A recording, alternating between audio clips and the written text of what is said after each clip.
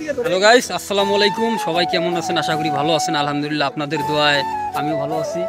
তা আমরা আমাদের বাড়ি থেকে খানিকটা দূরে তিস্তা নদীর পাড়ে আমরা আসলাম, যে নৌকার মধ্যে বসে আমরা কিছুক্ষণ গল্প করি।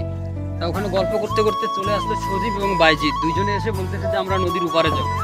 তা আমরা তাদের আবদারে নাইমকে জিজ্ঞেস করলাম, সেও বললো যে আমরা ওপারে যাব। আমার মত নেই, তারপরও যেহেতু তিনজন এক পাশে, আমি একা এক পাশে গেলে তো হবে না, যার কারণে আমরা সজীবের 30 টাকা গেল, আমরা 30 টাকা দিয়ে নদীর পার হলাম, হয়ে আমরা এপারে আসলাম। দেখতে পাচ্ছি সন্ধ্যা লেগে গেছে, এখন একটা ছবি উঠাবো বা একটা ভিডিও করবো তেমন কিছু মানে আমরা পারছি না, কারণ সন্ধ্যা নেমে এসছে, আপনারা দেখতে পারতেছেন।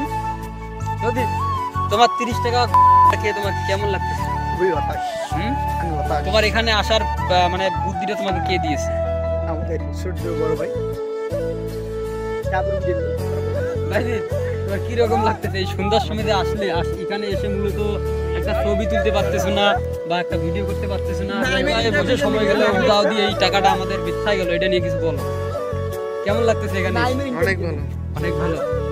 যদিও গাইস এখানে আমাদের মোটেও ভালো লাগতেছে না, কারণ বাড়ি আমাদের মানে এখানে আসার বেশি আগ্রহ ওর। যদি বলে যে ভালো লাগতেছে না তাহলে চুগুন খাবে, তার কারণে মিথ্যা কথাটা বলবো। আমাদের সঙ্গে আছেন এ সময়ের খুবই জনপ্রিয় রাত্রের অভিনেতা নাইম শেখ, বাংলাদেশে শাকিব খানের পর দ্বিতীয় স্থান ধার হবে। নাইম, এখানে আসার তোমাকে বুদ্ধিটা দিল কার? এখানে এসে তুমি যে গোয়াটা খেলে এই নিয়ে কিছু বলো। অনেক চেষ্টা করলাম নিজেকে দমায় রাখার, এদেরকে বললাম থাকো, যাবে না। পূর্ব আকাশে দিগন্তে কালো মেঘ জমেছে, এ দেখি বৃষ্টি হওয়ার আশঙ্কা রয়েছে। এরা মানলো না, সজীবের 30 টাকা হয়ে গেল। ভালো, যদিও নাইম কথাটা খারাপ বলেনি, বৃষ্টি আসবে। আমরা কি মানে এই অবস্থায় মানে শুকনো পোশাক নিয়ে বাড়িতে যেতে পারবো কিনা সন্দেহ আছে। এখন নৌকা ছাড়বে, আমরা গাইস আসলাম, এখনো 1 মিনিট হয় নাই, আবারও চলে যেতে হচ্ছে, কারণ এই নৌকা এবার গেলে এখন আসবে না, অনেক সময় লাগবে, তার কারণে আমরা যাচ্ছি। তবে আরেকটা কথা, এই সময় এখানে এসে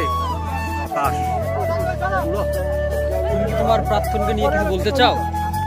আমার প্রাক্তন বর্তমান অতিথি কেউ নেই, আমি একা। সিঙ্গেল আছে, যদি কেউ করেন অবশ্যই কমেন্ট বক্সে জানাবেন। দুজন সময় নেই, খুব কম সময় হাতে, এই ফাঁকে তো 2টা ছবি তুলতেছে। তো ভালো থাকবেন, সুস্থ থাকবেন, আল্লাহ হাফেজ।